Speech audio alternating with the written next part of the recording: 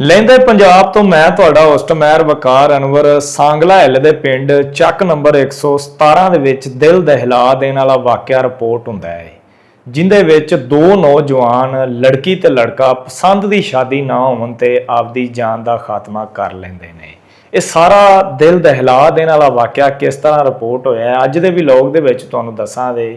ਇੱਕ ਲੜਕੀ ਤੇ ਲੜਕਾ ਉਸ ਪਿੰਡ ਦੇ ਵਿੱਚ ਰਹਿੰਦੇ ਸੀ ਜਿਹੜੇ ਨੌਜਵਾਨ ਨੇ ਜਿਨ੍ਹਾਂ ਦੀਆਂ ਉਮਰਾਂ 20 ਤੋਂ 22 ਸਾਲ ਦੇ ਦਰਮਿਆਨ ਦੱਸੀਆਂ ਜਾਂਦੀਆਂ ਪਈਆਂ ਨੇ। ਇੱਕ ਦੂਸਰੇ ਦੇ ਨਾਲ ਮੁਹੱਬਤ ਕਰਦੇ ਸੀ, ਸ਼ਾਦੀ ਕਰਨਾ ਚਾਹੁੰਦੇ ਸੀ, ਛੁਪ ਛਪਾ ਕੇ ਮਿਲਦੇ ਸੀ, ਬਾਜ਼ਾਰ ਜਾਂਦੇ ਸੀ, ਖਰੀਦਦਾਰੀ ਕਰਦੇ ਸੀ ਤੇ ਇਸ਼ਕ ਲੜਾਉਂਦੇ ਸੀ ਤੇ ਇਸ਼ਕ ਲੜਾਉਣਾ ਐਡਾ ਮਹਿੰਗਾ ਪੈ ਗਿਆ ਕਿ ਉਹਨਾਂ ਨੂੰ ਆਪਦੀ ਜਾਨ ਦੇਣੀ ਪੈ ਗਈ। ਇਹ ਆਪਦੇ ਘਰ ਵਾਲਿਆਂ ਨੂੰ ਦੱਸਦੇ ਨੇ, ਲੜਕੀ ਆਪਦੇ ਘਰ ਵਾਲਿਆਂ ਨੂੰ ਦੱਸਦੀ ਹੈ। ਜਦੋਂ ਮੁਹੱਬਤ ਇਸ ਕਦਰ ਭੂਤ ਸਵਾਰ ਕਰ ਦਿੰਦੀ ਹੈ ਉਸ ਤੋਂ ਬਾਅਦ ਲੜਕਾ ਆਪਦੇ ਘਰ ਵਾਲਿਆਂ ਨੂੰ ਦੱਸਦਾ ਹੈ ਕਿ ਮੈਨੂੰ ਇਸ ਲੜਕੀ ਦੇ ਨਾਲ ਮੁਹੱਬਤ ਹੋ ਗਈ ਤੇ ਅਸੀਂ ਸ਼ਾਦੀ ਕਰਨੀ। ਤੇ ਲੜਕੀ ਫਿਰ ਆਪਦੇ ਘਰ ਜਦੋਂ ਦੱਸਦੀ ਕਿ ਮੈਨੂੰ ਫਲਾਣੇ ਮੁੰਡੇ ਦੇ ਨਾਲ ਪਿਆਰ ਹੋ ਗਿਆ ਤੇ ਅਸੀਂ ਸ਼ਾਦੀ ਕਰਨੀ। ਘਰ ਵਾਲਿਆਂ ਨੂੰ ਜਦੋਂ ਇਸ ਗੱਲ ਦਾ ਪਤਾ ਚੱਲਦਾ ਹੈ ਤੇ ਫੌਰੀ ਤੌਰ ਦੇ ਉੱਤੇ ਘਰ ਵਾਲੇ ਗੁੱਸੇ ਦੇ ਵਿੱਚ ਆ ਜਾਂਦੇ ਨੇ, ਕਹਿੰਦੇ ਨੇ ਕਿ ਖਬਰਦਾਰ ਅੱਜ ਤੋਂ ਬਾਅਦ ਤੁਸੀਂ ਮਿਲੇ ਵੀ ਤੇ ਜਾਂ ਤੁਹਾਨੂੰ ਵੇਖਿਆ ਵੀ ਤੇ ਤੁਹਾਡੀ ਐਸੀ ਦੀ ਤੈਸੀ ਕਰ ਦਿਆਂਗੇ। ਉਸ ਤੋਂ ਬਾਅਦ ਇਹਨਾਂ ਦਾ ਜਿਹੜਾ ਮਿਲਣਾ ਮਿਲਾਵਣਾ ਰਾਬਤੇ ਖਤਮ ਹੋ ਜਾਂਦੇ ਨੇ ਤੇ ਸਾਰੇ ਮਾਮਲਾਤ ਵੀ ਖਤਮ ਹੋ ਜਾਂਦੇ ਨੇ। ਲੇਕਿਨ ਜਿਹੜੀ ਮੁਹੱਬਤ ਹੁੰਦੀ ਹੈ ਉਸੇ ਤਰ੍ਹਾਂ ਹੀ ਰਹਿੰਦੀ ਹੈ। ਕੁੜੀ ਤੇ ਮੁੰਡਾ ਪ੍ਰੋਗਰਾਮ ਬਣਾਉਂਦੇ ਨੇ, ਬਾਜ਼ਾਰ ਜਾਂਦੇ ਨੇ, ਕਿਸੇ ਤਰ੍ਹਾਂ ਉੱਥੋਂ ਜਾ ਕੇ ਗੰਦਮ ਦੇ ਵਿੱਚ ਰੱਖਣ ਵਾਲੀਆਂ ਜਿਹੜੀਆਂ ਗੋਲੀਆਂ ਨੇ ਉਹ ਲੈ ਕੇ ਆਉਂਦੇ ਨੇ ਤੇ ਉਸ ਤੋਂ ਬਾਅਦ ਦੋਵੇਂ ਜਣੇ ਖਾ ਲੈਂਦੇ ਨੇ। ਤੇ ਉਸ ਤੋਂ ਬਾਅਦ ਜਦੋਂ ਮਹੱਲੇ ਵਾਲਿਆਂ ਨੂੰ ਪਤਾ ਚੱਲਦਾ ਹੈ ਫੌਰੀ ਤੌਰ ਦੇ ਉੱਤੇ ਸਭ ਤੋਂ ਪਹਿਲੇ 15 ਤੇ ਕਾਲ ਕੀਤੀ ਜਾਂਦੀ, ਫਿਰ ਰੈਸਕਿਊ 1122 ਨੂੰ ਕੀਤੀ ਜਾਂਦੀ ਹੈ ਤੇ ਇਹਨਾਂ ਨੂੰ ਹਸਪਤਾਲ ਪਹੁੰਚਾਇਆ ਜਾਂਦਾ ਹੈ। ਤੇ ਉਸ ਤੋਂ ਬਾਅਦ ਮੌਕੇ ਦੇ ਉੱਤੇ ਹੀ ਇਹ ਜਿਹੜੇ ਨੇ ਅੱਲਾ ਨੂੰ ਪਿਆਰੇ ਹੋ ਜਾਂਦੇ ਨੇ, ਇਹਨਾਂ ਦੀ ਜਾਨ ਦਾ ਖਾਤਮਾ ਹੋ ਜਾਂਦਾ ਹੈ। ਬੜਾ ਦਿਲ ਦਹਿਲਾ ਦੇਣ ਵਾਲਾ ਵਾਕਿਆ ਬਣਿਆ ਹੈ। ਵਾਲਦੈਨ ਸਾਰੀ ਜ਼ਿੰਦਗੀ ਲਾ ਕੇ ਆਪਦੀ ਔਲਾਦ ਨੂੰ ਪਾਲਦਾ ਹੈ, ਪੋਸਦਾ ਹੈ ਤਾਂ ਕਿ ਬੁਢਾਪੇ ਦੇ ਵਿੱਚ ਜਿਹੜੀ ਔਲਾਦ ਹੁੰਦੀ ਹੈ ਵਾਲਦੈਨ ਦਾ ਸਹਾਰਾ ਬਣੇ।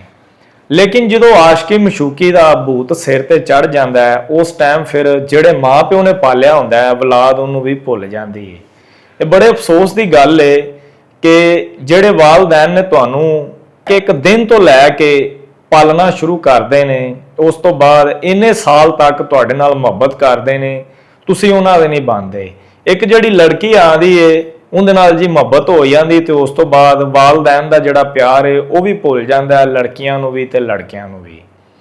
ਤੇ ਵਾਲਦੈਨ ਜਦੋਂ ਇਸ ਤਰ੍ਹਾਂ ਔਲਾਦ ਨੂੰ ਪਾਲਦਾ ਹੈ, ਮੁਹੱਬਤ ਕਰਦਾ ਹੈ, ਇਸ ਤਰ੍ਹਾਂ ਦੀ ਕੋਈ ਵੀ ਦੁਨੀਆ ਦੀ ਜਿਹੜੀ ਚੀਜ਼ ਹੈ ਉਹ ਇਨਸਾਨ ਦੇ ਨਾਲ ਮੁਹੱਬਤ ਨਹੀਂ ਕਰ ਸਕਦੀ। ਤੇ ਜਿਹੜੀ ਔਲਾਦ ਦੇ ਨਾਲ ਵਾਲਦੈਨ ਦੀ ਮੁਹੱਬਤ ਹੁੰਦੀ ਹੈ, ਔਲਾਦ ਸਾਰੀ ਜ਼ਿੰਦਗੀ ਵੀ ਆਪਦੀ ਲਾ ਲਵੇ ਤੇ ਵਾਲਦੈਨ ਦਾ ਦੇਣ ਨਹੀਂ ਦੇ ਸਕਦਾ ਜਿੰਨਾ ਜਿਹੜਾ ਮਾਂ ਪਿਓ ਔਲਾਦ ਦੇ ਨਾਲ ਮੁਹੱਬਤ ਕਰਦਾ ਹੈ, ਪਿਆਰ ਕਰਦਾ ਹੈ।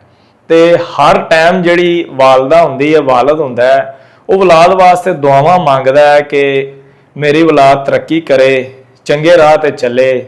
ਤੇ ਲੇਕਿਨ ਜਦੋਂ ਔਲਾਦ ਇਸ ਤਰ੍ਹਾਂ ਦੇ ਕੰਮ ਕਰਦੀ ਹੈ ਫਿਰ ਮਾਂ ਪਿਓ ਨੂੰ ਸ਼ਰਮ ਦੇ ਨਾਲ ਆਪਦਾ ਜਿਹੜਾ ਸਾਰੇ ਉਹ ਝੁਕਾਉਣਾ ਪੈਂਦਾ ਹੈ ਤੇ ਉਹਨਾਂ ਨੂੰ ਮਰ ਜਾਣ ਦਾ ਮੁਕਾਮ ਨਹੀਂ ਲੱਭਦਾ।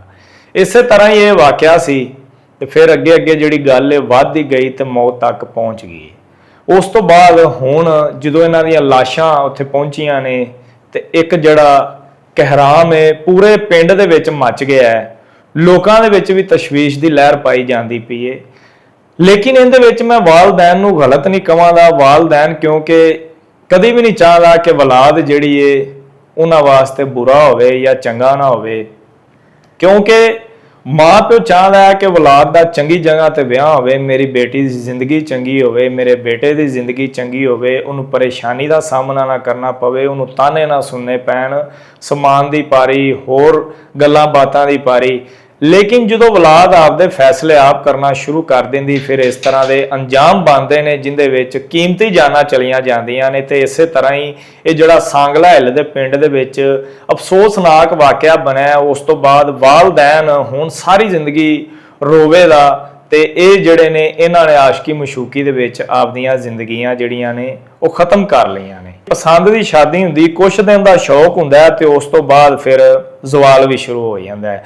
ਕਦੀ ਮੀਆਂ ਜਿਹੜਾ ਉਹ ਬੀਵੀ ਨੂੰ ਮਾਰਦਾ, ਕਦੀ ਮੀਆਂ ਨੂੰ ਜਿਹੜੀ ਇਹਨਾਂ ਬੀਵੀ ਮਾਰਦੀ ਏ ਲੜਾਈਆਂ ਝਗੜੇ ਪੈਂਦੇ ਨੇ। ਜਿਹੜਾ ਆਸ਼ਕੀ ਮਸ਼ੂਕੀ ਦਾ ਚੱਕਰ ਹੁੰਦਾ ਹੈ, ਕੁਛ ਦਿਨ ਦਾ ਭੂਤ ਹੁੰਦਾ ਹੈ, ਜਦੋਂ ਲੈ ਜਾਂਦਾ ਹੈ ਤੇ ਫਿਰ ਲੜਾਈਆਂ ਝਗੜੇ ਸ਼ੁਰੂ ਹੋ ਜਾਂਦੇ ਨੇ।